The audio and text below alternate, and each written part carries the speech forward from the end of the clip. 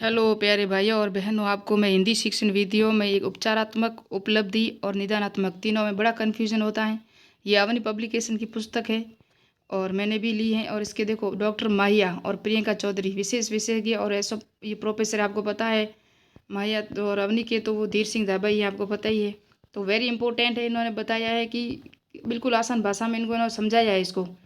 ये देख सकते हो आप, इसमें सब टॉपिक दिए हुए हैं। भाषा शिक्षण के सूत्र, कौशल, भाषा शिक्षण का मूल्यांकन और सतत व्यापक मूल्यांकन भी मैं आपको पढ़ाऊंगी। उपचारात्मक शिक्षण, ये देखो, उपलब्धि निष्पत्ति परीक्षण, फिर उपचारात्मक शिक्षण, शैक्षिक उद्देश्य का वर्गीकरण, बिल्कुल डिटेल में इतना आसान भाषा में समझाया हुआ है कि आपको मैं देखो तो आपको बिल्कुल आसानी से समझ में आ जाएगा। हाँ, तो ये उपलब्धि परीक्षण और निष्पत्ति परीक्षण एक ही है और दोनों को हम पढ़ेंगे साथ में मिला के। और एक तो उपलब्धि परीक्षण, उपचारात्मक, निदानात्मक और सतत व्यापक मूल्यांकन और मापक और श्रव्यदर्शी सामग्री, ये हर एक टॉपिक में होगा। कम से कम 15-20% इसके होंगे और हमको ये मिला कि मिला 60% जो 55% जितने भी हैं वो मिलाने में कामयाब मिलाएंगे, कामयाबी करेंगे, कामयाब देंगे। और इसमें अर्थात इसका अर्थ क्या होता है, विद्यार्थी विद्यालय और शिक्षण संस्थान में रहकर जो कुछ सीखता है उसे उपलब्धि कहा जाता है। और उपलब्धि की जांच हेतु जो तरीका अपनाया जाता है उसे परीक्षण कहा जाता है। बस इतना ही याद रखना है। इसमें आज दिन तक कोई परिभाषा वगैरह तो नहीं पूछी है।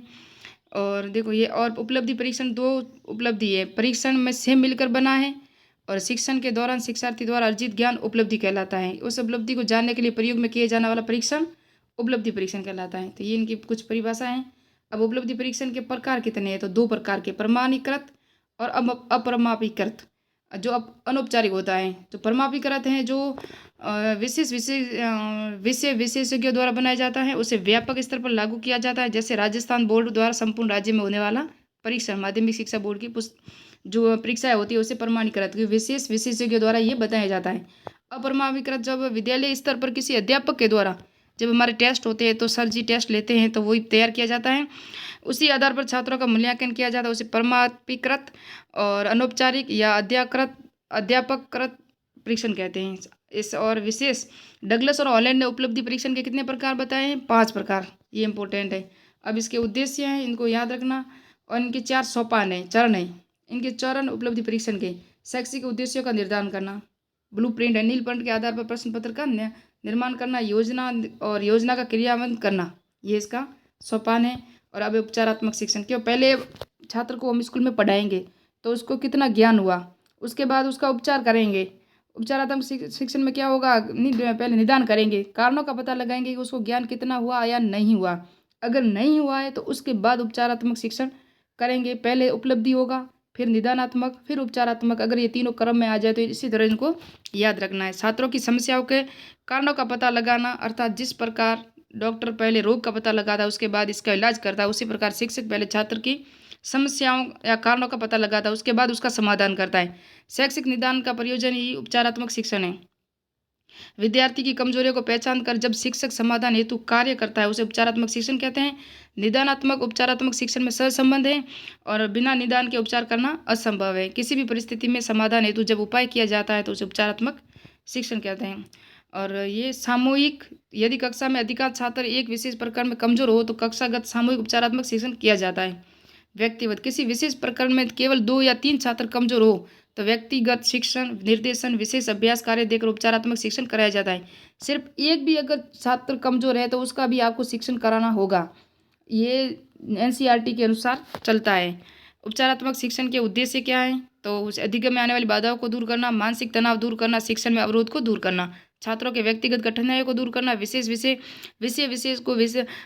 सीखने में असमताओं को दूर करना, पिछड़े बालकों को कक्षा स्तर पर लाकर विकास में समान अवसर देना, छात्रों को उत्साहवर्धन करना। उपचारात्मक शिक्षण के सिद्धांत कौन कौन से हैं, ये सिद्धांत है। विशेष अधिगम का हृदय सर्वोत्तम अभिप्रेरणा को कहा जाता है, ये भी याद रखना। और उसके बाद उपचारात्मक शिक्षण का महत्व, उपचारात्मक शिक्षण के क्षेत्र कौन कौन से हैं, पठन, लेखन, उच्चारण, भाषा कौशल, भाषा व्याकरण और अंकगणित।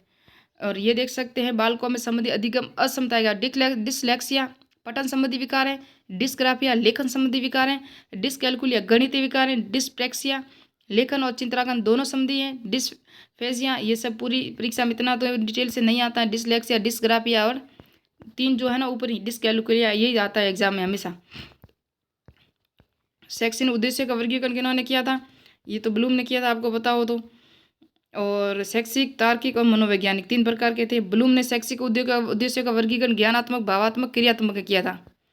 और ये आप देख सकते हो पूरा डिटेल, ज्ञान, अनुवाद, कार्य और चयन।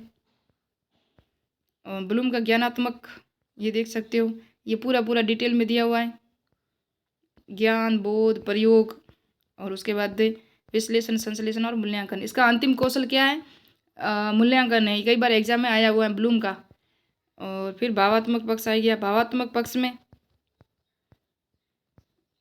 ये देख सकते हो, इसका भी पूरा डिटेल दिया हुआ है। तो ये तो हमको पढ़ना नहीं था, हमको सिर्फ निदानात्मक, क्रियात्मक वही पढ़ना था। यहाँ से भी एक प्रश्न आता है, इसलिए ब्रिटिश काल में जो शिक्षा है वो बता दूं मैं आपको कि 1781 में कलकत्ता में वॉरेन हेस्टिंग के नेतृत्व में मदरसा खोला गया। 1791 में फिर जोनाथन डंकन द्वारा संस्कृत विद्यालय खोला गया। फिर 1793 में चार्टर एक्ट, पंचसूत्री योजना की गई। फिर 1813 में चार्टर एक्ट में शिक्षा के प्रति उत्तरदायित्व को समझे ब्रिटिश संसद में एक एक्ट पारित किया गया।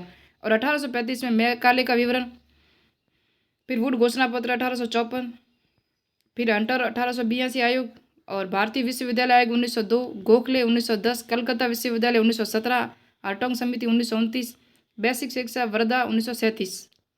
सर्जेंट ये इम्पोर्टेंट है नहीं इतना। राधाकृष्ण आयोग 1948 और 49।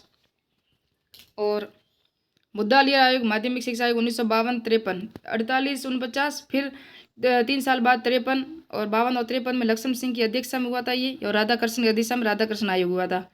संस्कृत आयोग 1956-57, 1 अक्टूबर 1956 में चुंदिती कुमार चटर्जी के द्वारा। कोठारी आयोग 1964-66 में। और नवीन शिक्षा नीति ये आ गई 20 जुलाई 2020 को। नवीन शिक्षा नीति कक्षा 6 में स्वतंत्र रूप से संस्कृत भाषा का अध्ययन स्वतंत्र होगा कक्षा 6 से। और ये पूरी डिटेल है संपूर्ण समिति। अब राष्ट्रीय पूर्व नेक्स्ट में पढ़ेंगे, तो मिलते हैं नेक्स्ट वीडियो में।